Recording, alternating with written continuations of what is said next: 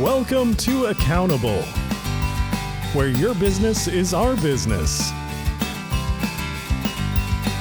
Hosted by David R. Peters.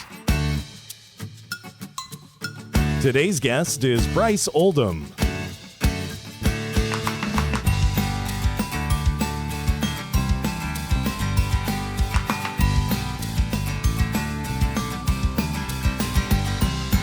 Hi, everyone, and welcome to Accountable, the podcast for CFOs by a CFO. My name's David Peters. I can almost hear it already. There's going to be somebody that says to me right after this podcast drops, probably a few of you, you're going to say, Dave, why do I need a financial advisor to get involved in designing a retirement plan for my company? Why do I need to do that? The fact is that we're financial people. We know about money. We're good at that. And why would we need somebody else? Well, I don't know if you need a financial advisor to be involved in the designing of your retirement plan or not. Maybe you're perfectly fine with it, but I think for a good number of people, the investment world is not something that we've been terribly involved in. We've been involved in accounting. We maybe have been involved in auditing. We maybe have been involved in the tax side of our industry. However, the investment world is kind of a unique place. And one of the things that I tend to get asked a lot about is about the investment world, because I don't think it's something that just because you're a CPA, it doesn't mean that you're necessarily really involved in the investment world. And designing a retirement plan is a big responsibility. And it's one that we as CFOs are often tasked with. I mean, we're the financial officer for the company. And, so therefore people think, well, it's got to do with money. Therefore, hey, you're the CFO, you're up. And you need to make sure that this works for us. It's a big responsibility, too. I mean, if you look at surveys pretty much year after year, you will see that the most valued employee benefits are health insurance and retirement plans. Those are the things that employees really care about. And if that's the thing that employees care about, that is the thing that's going to allow you to retain talent. And so that is why this is so important. So whether or not you need a financial advisor, I don't know. That's up to you. My goal today is just really to give you some perspective on financial advising, and we're going to talk to somebody who has been involved in the investment world for a while now. So my guest today is Brice Oldham. Brice is a financial advisor and an investment analyst for Carroll Financial Associates in lovely, beautiful, scenic Charlotte, North Carolina.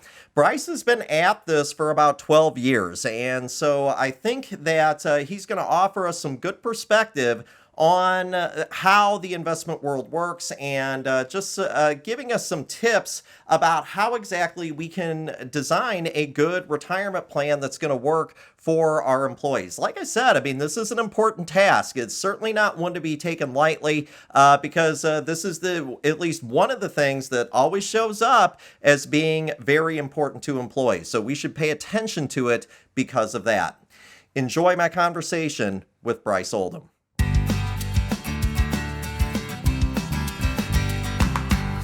Brice, thank you for joining us this week on Accountable.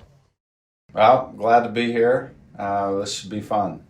Yeah, I think it's going to be a great conversation today, and a very timely conversation, I think, in a lot of ways. I think a lot of our listeners probably getting ready for open enrollment, or maybe just in kind of going through that process and everything. It's kind of that time of the year, I think, as we're starting to think about it. I can tell you, though, that, you're a financial advisor, and I think that's probably the first question that I think is probably going to be on a lot of people's minds is, why do they need a financial advisor? Because, we CPAs, we're money people. I mean, why do we need a financial advisor? Why do we need a financial advisor when we're trying to put together a retirement plan for a company? Well, that's a really great question. And really, it's the type of financial advisor that I think that people are going to be looking for. You really need somebody to help support you with the fiduciary aspect of a retirement plan, regardless of what it is. 401ks have some more stringent rules around them. But if you hire the right advisor who is a fiduciary, they're going to make sure that the benefits are for the participants the same as the fiduciaries on the plan at the company are having to do as well. And there's a lot of different areas where we can support, especially in plan design, plan services, investment monitoring, and education, all the things that we need to push down to the employee. Yeah, and I think that that's a great point. I mean, it's not so much that CPAs don't necessarily understand some of the concepts and everything like that. It's just there's just a lot to these plans. I mean, putting together a 401k plan. I mean, I can tell you, especially working in startups and things like that. That's a big responsibility. There's just a lot of gears and a lot of pieces that I think you have to work through. That's right. And it all starts from the beginning and getting it together. And one thing that I will say about having an advisor on the plan from a forward-looking standpoint is the annual review process. Right. Unlike health plans or dental plans, all the things that are reviewed annually before open enrollment, a lot of times retirement plans get set to the side. And that's because it's a set it and forget it kind of thing, especially in a long bull market. And so they get neglected. And if you don't pay attention to them at least annually, you're not able to benchmark them for what you're paying versus your peers, how the investments are performing, and truly, are you getting what you pay for from a service standpoint? I think that's a great point, and I think very well said. One of the more interesting things that comes out every year, SHRM typically has a survey that goes out and asks different employers throughout the country, throughout the United States, what benefits that employees actually are most important to employees. The top two pretty much every year are health insurance and retirement plans. But yet, as you said, a lot of times I think we look at retirement plans as, again, it's a set it and forget it. And really, you kind of want somebody who's kind of monitoring that the entire time. And especially if for no other reason, that you want to be able to retain talent, which, every CFO is trying to retain talent these days, I think. That's right. And definitely having a strong retirement plan with retirement benefits will help retain employees. And that, again, comes back to what are the goals of the company and retention for the employees.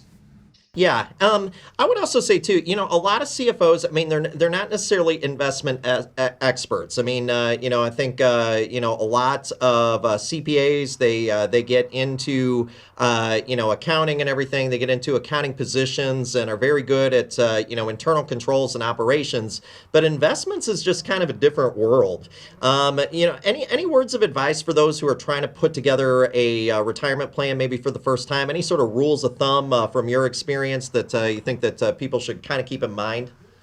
Well, the first thing that I want to bring up as far as creating a new plan, it's never been easier to create a retirement plan. And that's because in the Secure Act of 2020, they increased the startup tax credits available to plan sponsors. And that credit can be as high as $5,000. And that's $250 per participant, which is considered a non-highly compensated participant, that you're going to get credited back for plan costs. And that will last for 3 years. Because the number one reason most employers don't start a plan is due to cost. Right. Well, now you're getting a lot of money back to do that. So that's first off, cost. The benefit is out there for people to look to start a new one. And then the other I look at is if you're just starting out, you really need to minimize the number of investments. We find that the more an employee looks at the investment selection and has too many options, they get confused and they're not really sure what to do, and they won't invest or may not participate. So use target date funds, keep the selection small, make sure it's well diversified. Again, meeting the rules of the fiduciary through ERISA and following those. And then the other piece I would bring up, and we could talk about this again, is auto enrollment. I think Sure. that that's a really big thing for companies to utilize now, especially given that savings rates are so low across the country in retirement plans. Yeah, I mean, you made two great points there. I think the first one is and I just want to make sure that people heard it because I think the tendency is that we kind of want to make a retirement plan that's going to kind of be all things to all people. I think that's that's what we were trying to do. I think because I think a lot of CFOs their heart's in the right place. They're trying to put a plan in place that's going to meet everybody's needs. But really what we find is, and there's academic research that back this up, that the more sort of choices that you give people in retirement plans, that sometimes there's sort of this line where you're sort of like giving them enough choice and then giving them too much. And so once you if you just give them hundreds of funds, to choose from, most of the time people freeze because it's just like they just don't know what to do. And I think that is something there. And that's where an investment advisor, I think, can really help you, is to really kind of pare that down into something that is more a place where people are going to take advantage of the plan and they're going to enroll. And you made a good point about auto enrollment too. Auto enrollment is one of the things more and more companies are doing. One of the best academic surveys I ever saw was there was a group of professors that were putting together a research project, and they were trying all these things to try to figure out how you could increase participation in retirement plans. The one that sort of stood out the most was auto enrollment. How do you get more people to enroll in your retirement plan? You make them do it without having to do a thing. That's right. And also, I'll just throw in a recent study, 15% of people actually went and opted out once they were opted in through the company. And that's big. Once they're in, it shows that they stay in. They don't opt out often. So that's really a good thing. Many companies still have problems, though. I mean, even with all this stuff, getting younger employees to participate in their 401ks, and even with everything that's out there right now about the importance of saving for retirement, it seems like, every day we're kind of bombarded by commercials and things like that talking about how people are undersaved for retirement. What do you see? Is there anything CFOs can really do to sort of change this trend of younger employees maybe not participating in retirement plans? Well, the first thing, obviously, I think most important is the automatic enrollment feature. And then have the money go into a target date fund based on that employee's age. That would be really big. And then have it auto increase annually by maybe 1%. Right. For the younger employees. That's the easy way. The other way to look at it is if you have the right type of advisor on the plan, you can do it more organically, where that advisor is coming in annually and educating not just the young employees, but all employees about personal savings, about compounding long term, and showing them the value of getting into the plan early and often. And if you have that kind of participation rate from the employees, it actually makes it more beneficial for the employer to have more benefits for the company as well, from tax incentives and for the highly compensated participants. Yeah, no doubt about it. One of the more recent, innovations, I don't even know if that's the right word, but one of the more recent tools that we see in retirement planning is even small business owners. I mean, the point that you said earlier on, you said that it's more easy now to start retirement plans than maybe ever before, which is kind of an interesting thing. One of the more unique things going on right now is sort of this increase in solo 401ks. It's a newer idea. Used to be that, we used to say that a 401k, that's for big companies, okay? And it's sort of for big companies only. But solo 401ks seem to be kind of something that's starting to catch on a little bit. Well, the beautiful thing about the solo 401k, and I utilize this for a lot of my clients who are individual business owners. Sure. Is that you can truly maximize the benefit of the employee contribution and the employer contribution for that specific tax year. So, for example, in 2020, it's $57,000. Now, right. Looking at that, the one key piece to being in a solo K is that you have to be by yourself. The only employees that you can actually have are going to be family members that have earned income from the business. So you could hire your spouse or someone like that to participate in a solo K, but it's a great way for individual business owners to put away the maximum amount of dollars. And there are some differences in a solo K versus the Sep Ira, and how it functions versus other types of retirement plans. Yeah, that's a great point. And again, that's where if that's not something that you know well, and I would encourage our listeners, if that's not something that you know well, that's an even better reason to get an advisor involved. Sep IRAs, it's kind of a unique animal. They work really well for kind of the right type of client. Simples are another thing that are still out there for smaller businesses. And then you also have the solo 401k, and solo 401ks, I mean, you can really max out and really take advantage of some good tax deductions in the right circumstances. So I think that's a great point. Yeah, and the one thing I'll talk about with the Sep, just to talk about a couple of the key differences. Yeah, absolutely. The Sep IRA is another great tool to maximize what you're putting into the retirement plan, because it does allow you to put up to 25% of your income. However, if you're the business owner and you have employees, in this case, you can have employees, you have to give them the same amount that you are giving yourself. Right. A lot of times a business owner doesn't want to give an employee 25% of their income. Right. You have to do that. That's non-optional. So whatever you give yourself, you have to give to others. That's usually a reason why most employers stay away from the Sep, because they're required to do that. One reason that they do like the Sep is that there is a 3-year eligibility clause. So that employee, if they're new, they can't you don't have to give them anything until after 3 years. So that's one side of the Sep that's there. But the solo 401k actually allows you to let the employee decide if they want to participate, and then B, from an employer profit sharing standpoint, decide how much you want to give. And that's another side of it as well. So there are some differences. The solo K is the simple IRA is a whole different animal. Yeah. And we can get into that too if you want.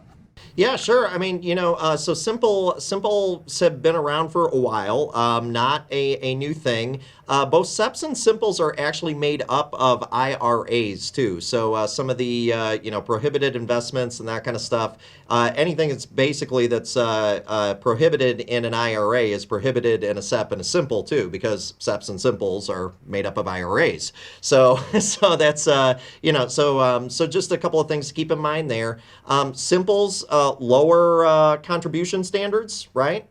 Yep, it's $13,000 per year. The employer is required to contribute, do a matching contribution. For the small employer that just wants to get a plan together, that doesn't want to spend a lot of money getting it going, the Simple is really truly the way to go, because it is exactly as it's titled. It's simple. It doesn't require a lot of paperwork.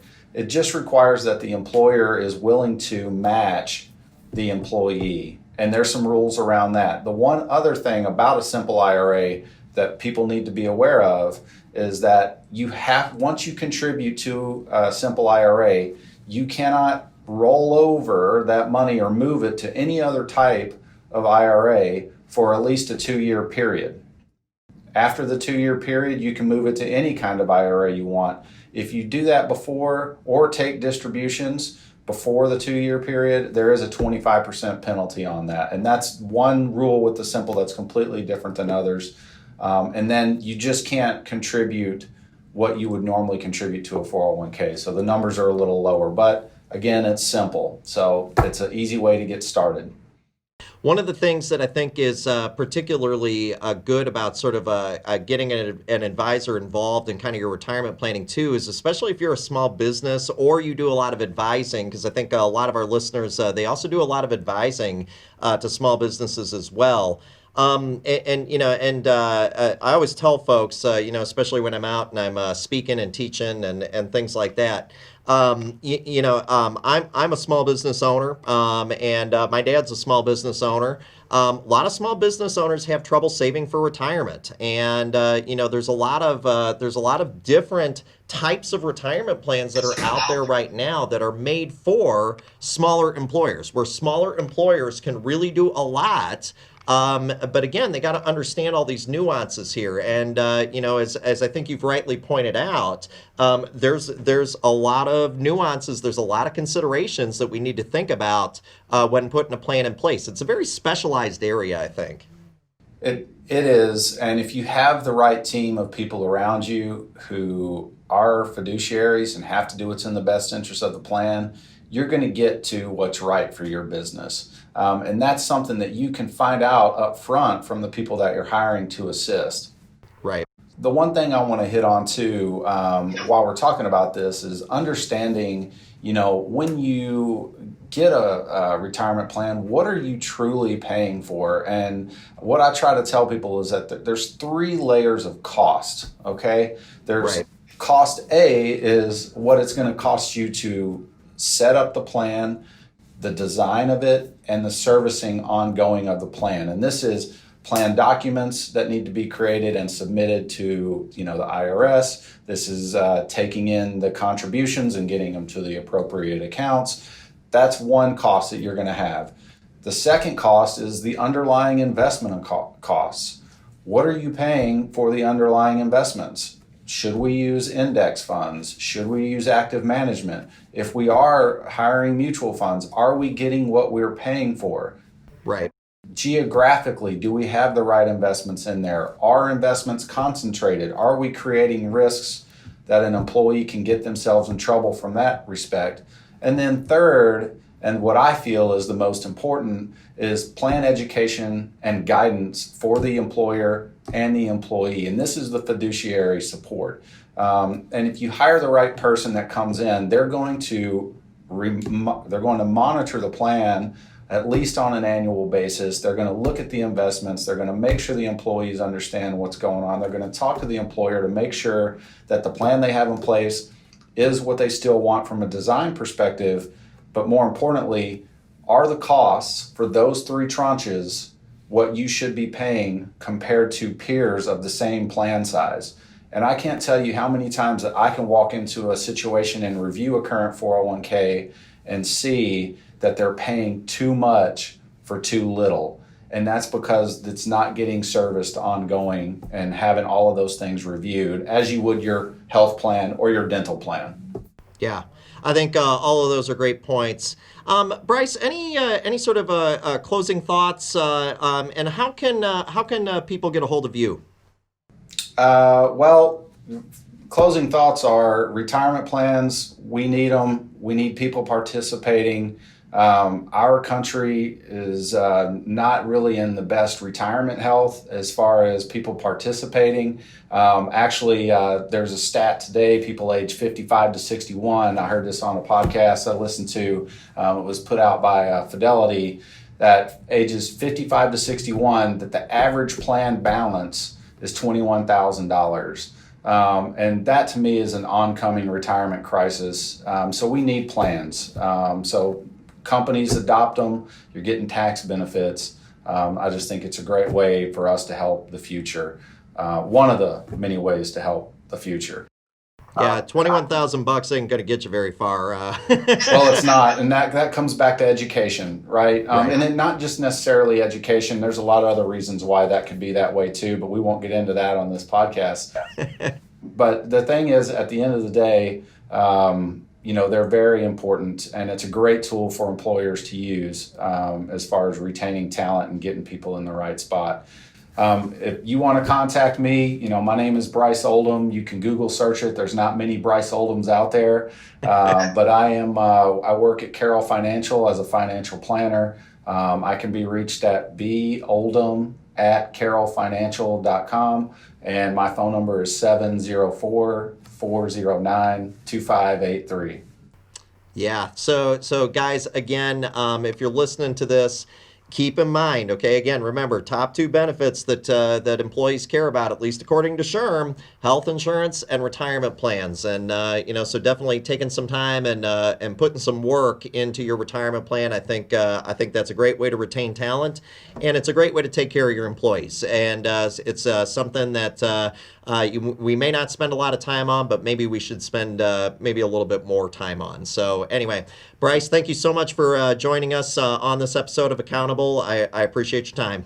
Yeah, thanks for having me. I appreciate it too.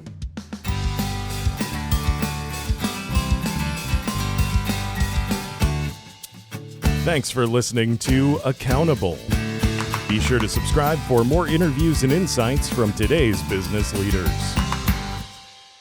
David Peters is a registered representative offering securities through Cetera Advisor Networks, LLC, member FINRA SIPC. Advisory services offered through Carroll Financial Associates, a registered investment advisor. Peters Tax Preparation, David Peters Financial, Carroll Financial, and Cetera Advisor Networks are not affiliated. He is located at 1657 West Broad Street, Unit 5, Richmond, Virginia, 23220, and can be reached at 804-332-1373. The views depicted in this material are for information purposes only and not necessarily those of Cetera. They should not be considered specific advice or recommendations for any individual.